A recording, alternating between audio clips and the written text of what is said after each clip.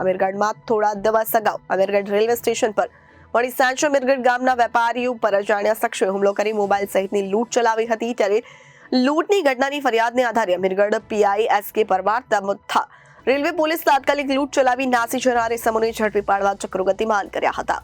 અમીરગઢમાં થોડા દિવસ અગાઉ અમીરગઢ રેલવે સ્ટેશન પર મોડી સાંજે અમીરગઢ ગામના વેપારી ઉપર અજાણ્યા શખ્સોએ હુમલો કરી મોબાઈલની લૂંટ ચલાવી નાસી છૂટ્યા। ત્યારે લૂંટની ઘટનાની ફરિયાદને આધારે અમીરગઢ પીઆઈ એસકે પરમાર તેમજ રેલવે પોલીસ તાત્કાલિક લૂંટ ચલાવી નાસી જનાર ઇસમોને ઝડપી પાડવા ચક્રો ગતિમાન કર્યા। ત્યારે અમીરગઢ પીઆઈ એસકે પરમાર સાહેબની સૂચના અન્વયે અમીરગઢના એસઆઈ પ્રવીણસિંહ તેમજ અન્ય પોલીસ કર્મીઓ દ્વારા લૂંટના આરોપીઓની શોધખોળ કરવા ચક્રો ગતિમાન કર્યા। ત્યારે લૂંટ કરનાર આરોપીને ગણતરીના દિવસોમાં પોલીસે ઝડપી પાડી જેલના હવાલે કરી વધુ પૂછપરછ હાથ ધરી। ત્યારે અમીરગઢમાં લૂંટ ચલાવી ભાગી જનાર આરોપીને ગણતરીના દિવસોમાં અમીરગઢ પોલીસે ઝડપી પાડ્યા બાદ અમીરગઢ વાસીઓમાં ખુશીની લાગણી પ્રસરી હતી। ત્યારે બનાસકાંઠા જિલ્લા પોલીસ વડા અને રેલવે પોલીસનું અમીરગઢ પોલીસની સરાહનીય કામગીરી કરવા બદલ સન્માન કરવામાં આવ્યું। જેનું અમીરગઢ ગ્રામજનો પોલીસ વડા અક્ષયરાજ મકવાણાને ફૂલહાર પહેરાવી ભવ્ય સન્માન કર્યું।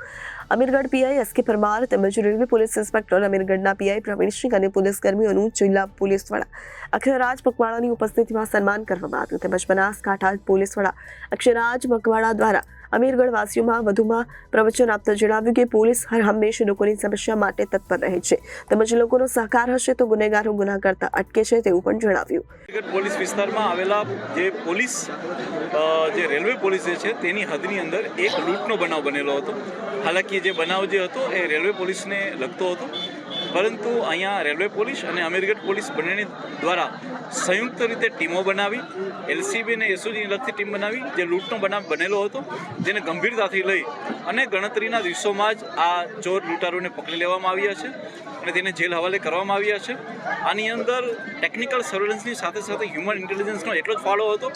ગામ લોકો તરફથી ખૂબ સહયોગ મળ્યો, જેના કારણે થઈ અને અમે લોકો થોડાક જ દિવસોની અંદર આ લૂંટના બનાવને અમે લોકો ઉકેલી શકીએ છીએ। એ સિવાય અમીરગઢની અંદર જ જે ચોકી આવેલી છે તેમાં પણ વધારાનો સ્ટાફ મૂકવામાં આવ્યો છે અને સાથે સાથે પેટ્રોલિંગ વધે એના માટે જીઆરડીના એક્સ્ટ્રા સ્ટાફને મૂકી અને પોલીસ દ્વારા સંયુક્તપણે રેલવે પોલીસની સાથે મળીને આવા બીજા બનાવ ના બને તે માટેના તમામ પગલાઓ ભરવામાં આવ્યા છે। રિપોર્ટર ભરત પટેલ, જનાદેશ ન્યૂઝ, બનાસકાંઠા।